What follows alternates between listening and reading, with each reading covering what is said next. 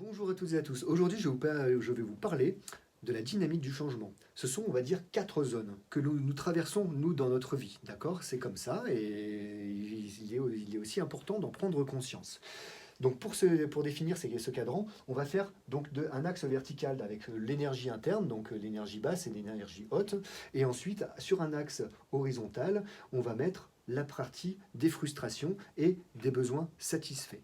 D'accord? À partir de là, nous allons avoir des zones qui vont définir ici, tiens, là, ça va être, si j'ai de l'énergie haute interne avec effectivement un sentiment de satisfaction, je vais éprouver du plaisir. Qui plus est, va aussi me motiver, me donner de la créativité de façon à mettre en place des choses pour atteindre des objectifs, une vision, mes rêves. D'accord? Et ça va tout simplement donner du sens à votre vie.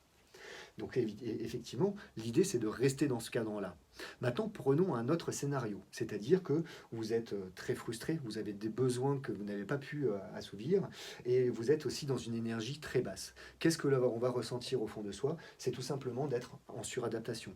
On va se sentir stressé, on va se sentir mal dans sa peau.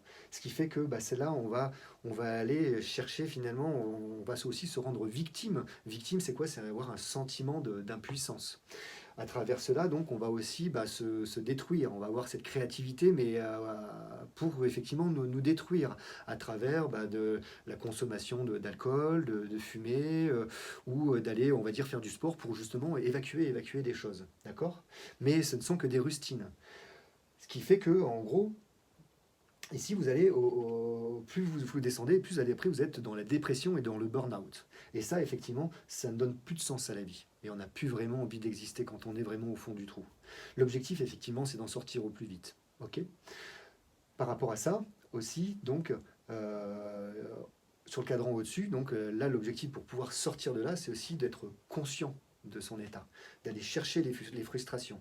Donc, pour sortir de là, il y a deux choses. Soit vous avez eu un gros choc émotionnel, ou soit effectivement vous avez pris conscience et vous voulez vous en sortir. Et à partir de là, vous allez mettre en place des choses pour pouvoir revenir en quête de sens. Donc effectivement, vous avez encore ces frustrations qui vous habitent, mais par contre, vous avez une énergie qui va vous porter.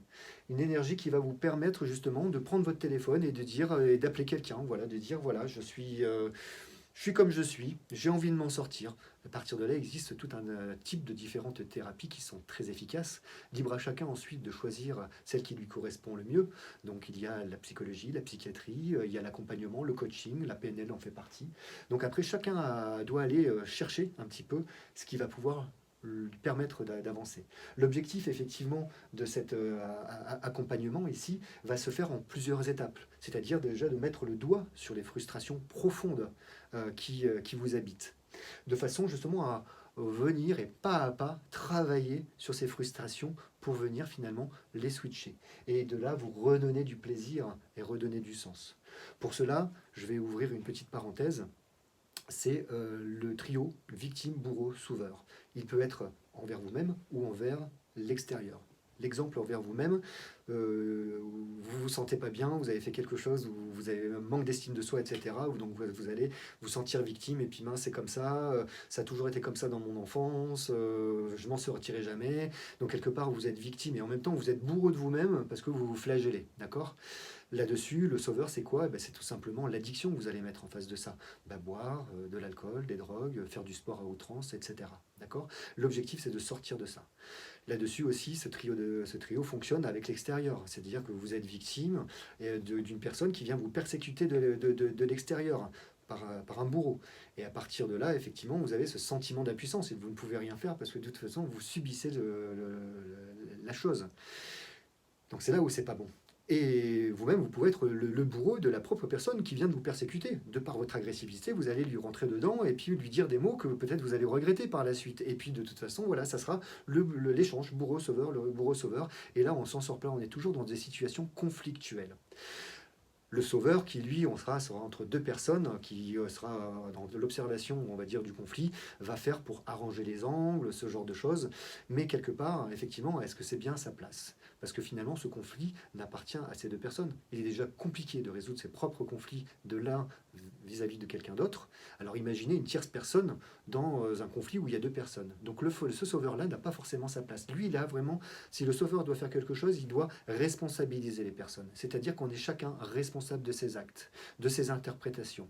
Et c'est à partir de ce moment-là où on aura pris conscience de notre responsabilité que on sera capable d'être acteur et on retrouvera ce sentiment de puissance pour pouvoir justement redonner du sens à sa vie, être dans la quête et ensuite de rebasculer là-bas.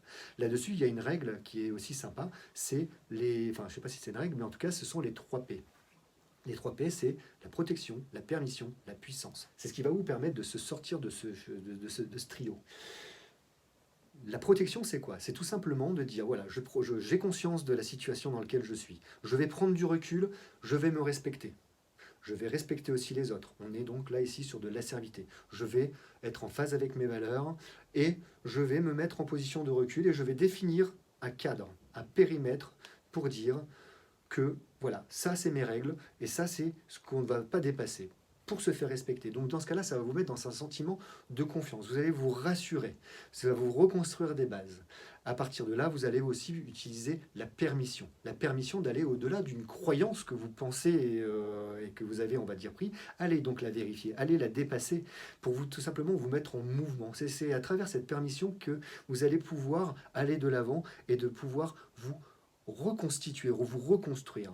Et tout ça, le lien entre cette protection, ce respect et aussi le fait de vous permettre, va vous donner ce sentiment de puissance. Il va vous changer effectivement, donc vous allez changer vos comportements et à travers ces comportements, vous allez créer des résultats. Et ces résultats vont venir justement renourrir le fait que vous êtes capable de faire. D'accord?